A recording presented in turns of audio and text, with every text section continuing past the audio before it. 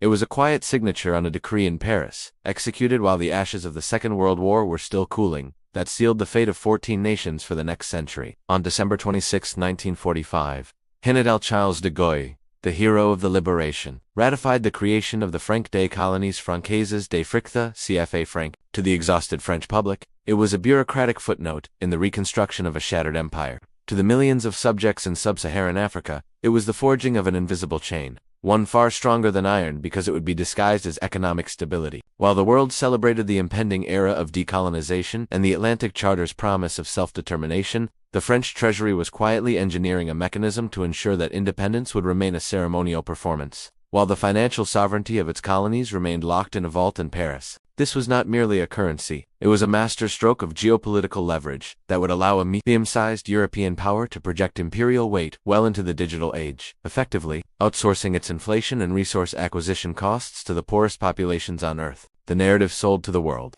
and perpetuated by institutions like the IMF and the World Bank for decades, is one of benevolent paternalism. The story goes that the CFA franc provides a crucial shield against the hyperinflation and currency volatility that plagues other post-colonial nations like Zimbabwe or Sudan. By pegging their currency to the French franc and later, the Euro-these African nations were supposedly gifted with monetary discipline and price stability. This is the sanitized, diplomatic consensus that dominates economic summits in Davos and Brussels. However, this perspective conveniently ignores the exorbitant price of this stability, the total surrender of monetary policy. For over 70 years, the central banks of these nations have been little more than satellite offices of the French treasury. They cannot devalue to boost exports. They cannot adjust interest rates to suit their own development cycles.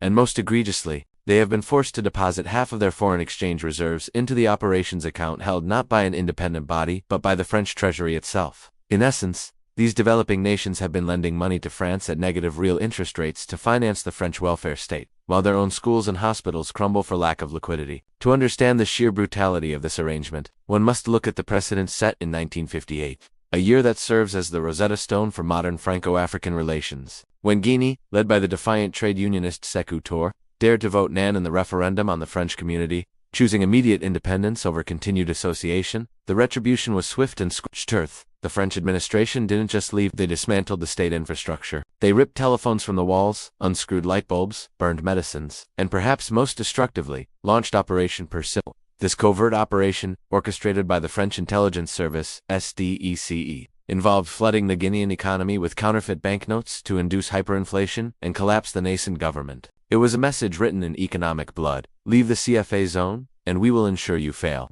This historical trauma is not a relic. It is the psychological enforcement mechanism that has kept leaders in line for generations. The assassination of Sylvanus Olympio, the first president of Togo, in 1963, just days before he was scheduled to sign an executive order creating a national currency, serves as a grim corollary. He was found dead at the gates of the U.S. Embassy, and the message was received loud and clear across the continent. Monetary sovereignty is a firing squad offense. The mechanics of this monetary repression function through a framework that resembles a colonial tribute system, modernized for the era of central banking. The two engines framework clarifies how this sustains French power while suffocating African growth. Engine 1 is the financial legal engine, the requirement for CFA zone countries, split into West and Central African blocks, to keep 50% of their reserves in the French treasury essentially means that France acts as the investment banker for these countries, but without the fiduciary duty. For decades, the exact location and utilization of these funds were opaque. French officials argued they were merely guaranteeing the convertibility of the CFA,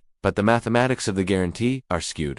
In a crisis, the French treasury is technically supposed to lend to these central banks, but the conditionalities attached often mimic the harshest austerity measures of the IMF. Furthermore, the peg to the euro, formerly the French franc, creates a strong currency trap. While a strong currency sounds desirable for an agrarian or resource-exporting economy, it is a death sentence. It makes African exports artificially expensive on the global market, rendering industrialization impossible, while making European imports artificially cheap, destroying local manufacturing. It is a system designed to keep these economies in their colonial role, exporters of raw materials and importers of finished French goods. Engine 2 is the resource extraction engine. The monetary dominance facilitates the operations of French conglomerates Total Energies Orano, formerly Arriva Balor, which dominate the energy, transport, and infrastructure sectors of Francophone Africa. Because the CFA franc is freely convertible to the euro, these multinational corporations can repatriate profits to Paris without the risk of currency fluctuation or capital controls.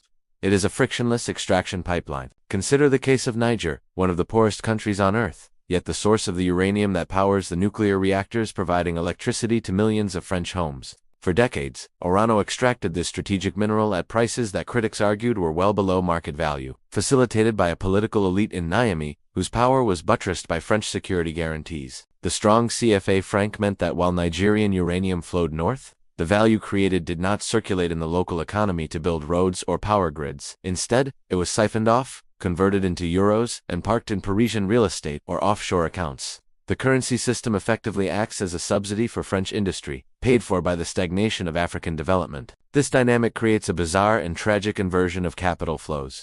Basic economic theory suggests that capital should flow from rich, capital-abundant countries to poor, capital-scarce countries where the return on investment should be higher. The CFA system reverses this.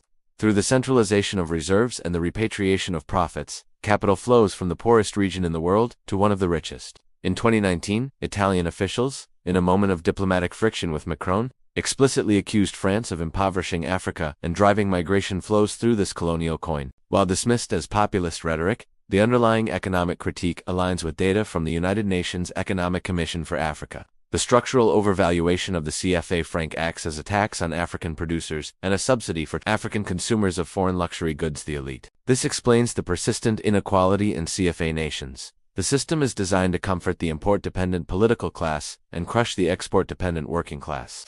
The Cold War of the 21st century has brought these contradictions to a boiling point. Exposing the fragility of this neo-colonial architecture, we are currently witnessing a convergence, where the geopolitical resentment against French interference meets the economic reality of a failed development model. The wave of coups d'état that has swept across the Sahel, Mali, Burkina Faso, Niger since 2020 is not merely a crisis of democracy. It is a rebellion against the Franco-Freak system. When the military juntas in Bamako or Ouagadougou expel French troops and ambassadors, the subtext is explicitly sovereignist. They are attacking the symbols of the old order. Ibrahim Traoré of Burkina Faso, in his speeches, invokes the memory of Thomas Sankara, another leader who questioned the debt and the currency before his assassination, framing the struggle as a second independence war. The sanctions imposed by ECOWAS, the Economic Community of West African States, following these coups, which included freezing assets and cutting off liquidity, backfired spectacularly. Instead of forcing the juntas to capitulate, they revealed the weaponized nature of the banking system, driving these populations further into the arms of alternative partners like Russia and China.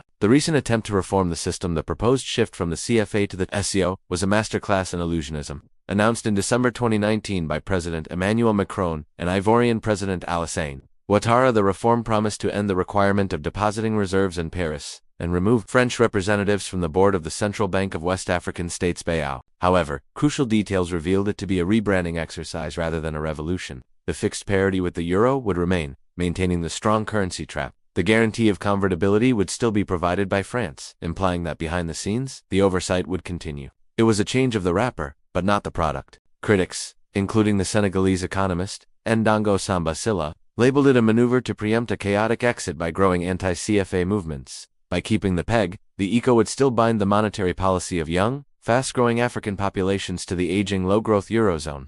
It is trying to fit the foot of a sprinter into the orthopedic shoe of a retiree. The divergence between the official narrative of stability and the contrarian reality of stagnation is nowhere more evident than in the comparative data.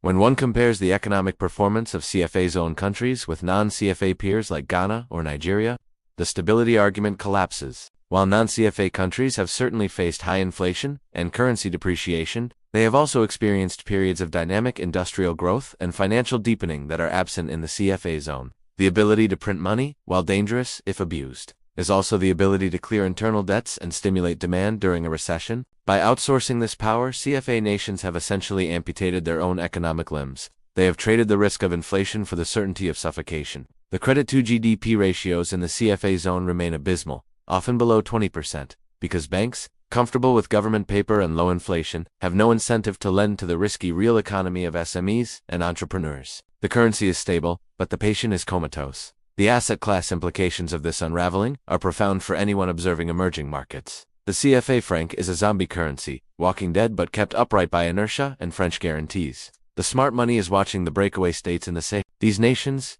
currently pariahs in the West, are exploring new monetary arrangements. There is talk of a new currency backed by a basket of commodities: gold, uranium, oil, rather than a peg to a fiat currency. Mali's deepened ties with Russia are not just about Wagner mercenaries. They are about finding a counterparty for trade that bypasses the Western clearing systems. If a resource-backed currency were to emerge in West Africa, it would challenge the hegemony of the fiat-based order in the region. Furthermore, the immense gold reserves in countries like Mali and Burkina Faso are being reassessed not as exports, but as strategic monetary assets. The local populations, intuitively understanding the fraud of the paper in their pockets, have always valued physical assets, land, cattle, gold, jewelry. The formalization of this preference into state policy would mark the definitive end of the colonial era.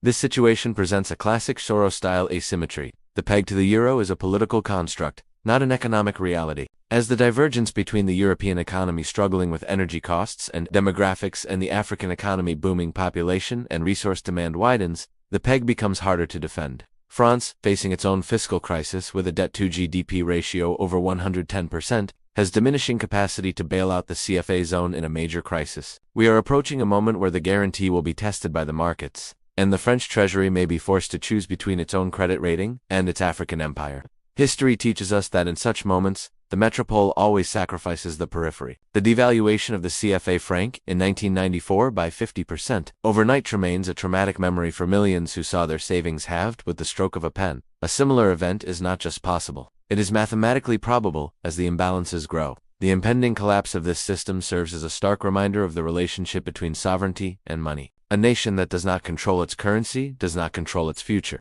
It acts as a subcontractor for the issuer of its money.